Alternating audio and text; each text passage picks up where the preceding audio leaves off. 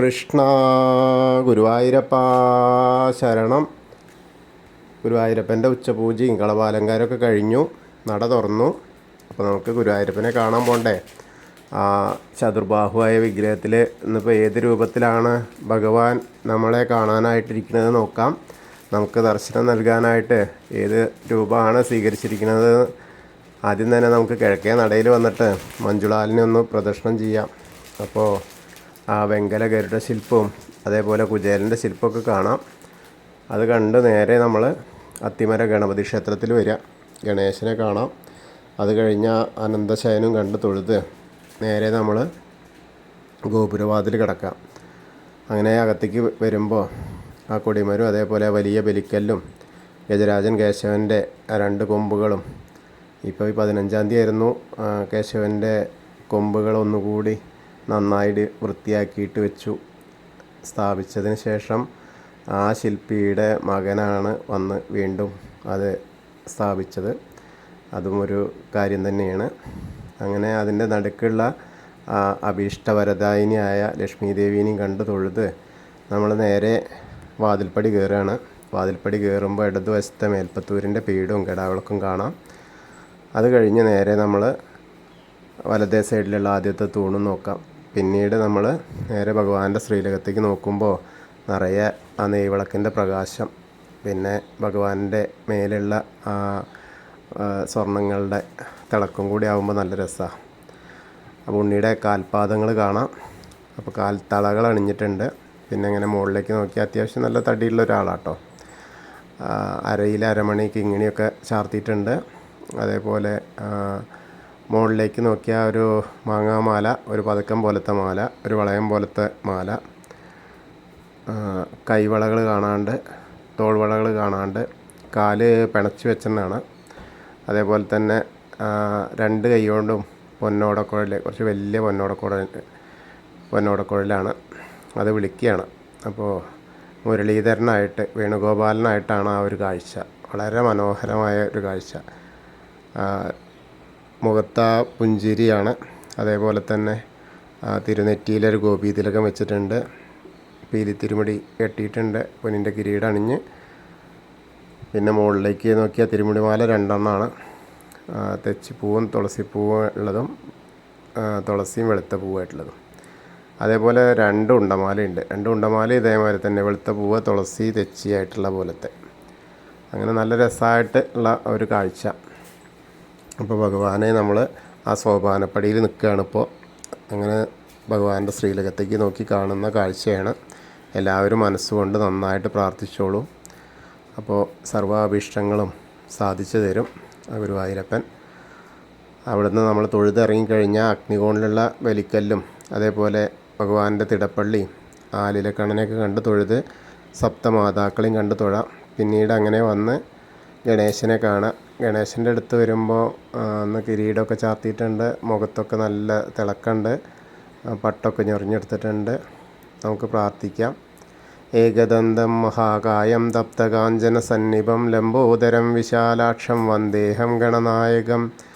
അത് കഴിഞ്ഞ് സരസ്വതി അറയിലേക്ക് നോക്കുക. സരസ്വതി ദേവിനെ കാണാം, പ്രാർത്ഥിക്കുക.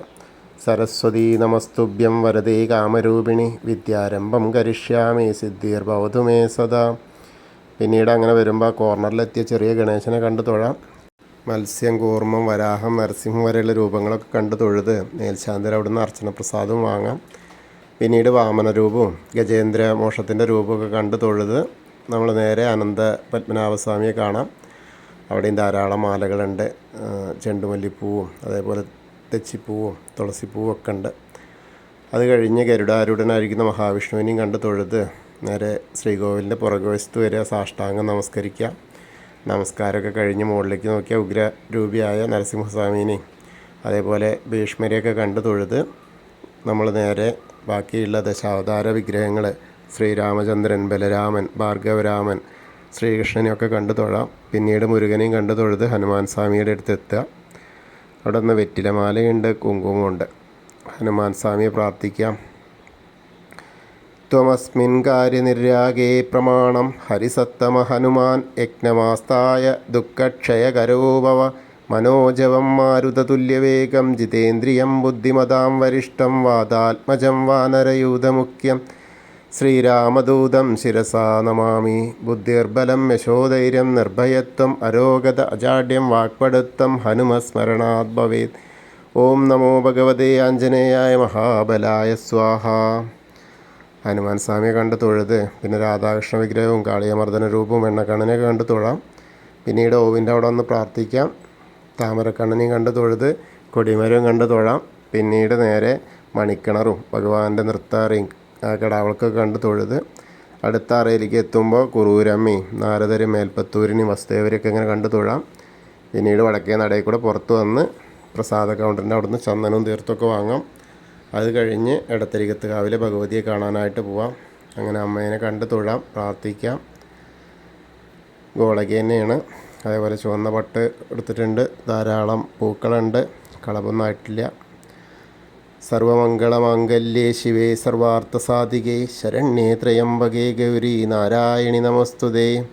അമ്മയെ കണ്ട് തൊഴുത് കഴിഞ്ഞാൽ നേരെ ആ കോർണറിലെത്തിയാൽ വടക്ക് പടിഞ്ഞാറ് ഭാഗത്തേക്ക് തിരിഞ്ഞ് നിന്ന് മമ്മിയൂരപ്പനെ മനസ്സിൽ വിചാരിക്കുക. നമശിവായ നമശിവായ നമശിവായ എന്നുള്ള പഞ്ചാക്ഷരി മന്ത്രം ജപിക്കുക.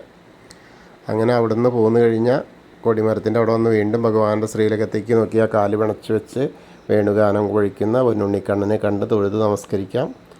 പിന്നീട് കൂത്തമ്പലത്തിൽ വന്ന് തൊഴുത് നമസ്കരിക്കാം. അങ്ങനെ അയ്യപ്പസ്വാമിയെ കാണാം. അയ്യപ്പസ്വാമിയെ കണ്ട് പ്രാർത്ഥിക്കാം. ഭൂതനാഥ സദാനന്ദ സർവഭൂതദയാപര രക്ഷ രക്ഷ മഹാബാഹു ശാസ്തേ സ്തുഭ്യം നമോ നമ. അത് കഴിഞ്ഞ് പ്രദക്ഷിണം ചെയ്ത് വന്ന് പടിഞ്ഞാറ് നടയിലുള്ള ദീപസ്തംഭത്തിൻ്റെ മുകളിലുള്ള വേണുഗോപാലിനെയും കൊടിമരത്തിൻ്റെ ഗരുഡധ്വജനെയും കണ്ട് തൊഴുത് നേരെ നമ്മൾ പടിഞ്ഞാറ് നടയിൽ കൂടെ പുറത്ത് വന്ന് രുദ്രതീർത്ഥക്കുളത്തെ ഒന്ന് പ്രദക്ഷിണം ചെയ്യുക. അപ്പോൾ ആ നടുക്കിലേക്ക് നോക്കിയാൽ കാളിയമർദ്ദന രൂപിയെ കാണാം. പിന്നീട് നമ്മൾ പൂന്താനം തിരുമേനി പൂജിച്ചിരുന്ന ഉണ്ണിക്കണ്ണൻ്റെ വിഗ്രഹമുള്ള നാരായണാലയത്തിൽ പോയിട്ട് അത് കണ്ട് തൊഴുത് വരാം. പിന്നെ അങ്ങനെ ഭഗവതി നടയിലും കിഴക്കേ നടയിലും വന്ന് തൊഴുത് തെക്കേ നടയിലേക്ക് വന്ന് കൂവളത്തെ പ്രദക്ഷിണം ചെയ്യുക. പ്രദക്ഷിണം ചെയ്യുമ്പോൾ മഹാദേവനും പാർവതീദേവീനെയും മനസ്സിൽ വിചാരിക്കുക. അപ്പോൾ നമ്മൾ ഗുരുവായൂരപ്പൻ്റെ ഉച്ചപൂജയും കളപാലങ്കാരമൊക്കെ കണ്ടു തൊഴുതു. എല്ലാവർക്കും ആ ഗുരുവായൂരപ്പൻ്റെ അനുഗ്രഹം ലഭിക്കും. കൃഷ്ണായ വാസുദേവായ ഹരയേ പരമാത്മനെ പ്രണതക്ലേശനാശായ ഗോവിന്ദായ നമോ നമ. ഹരേ കൃഷ്ണ. ഗുരുവായൂരപ്പാ ശരണം.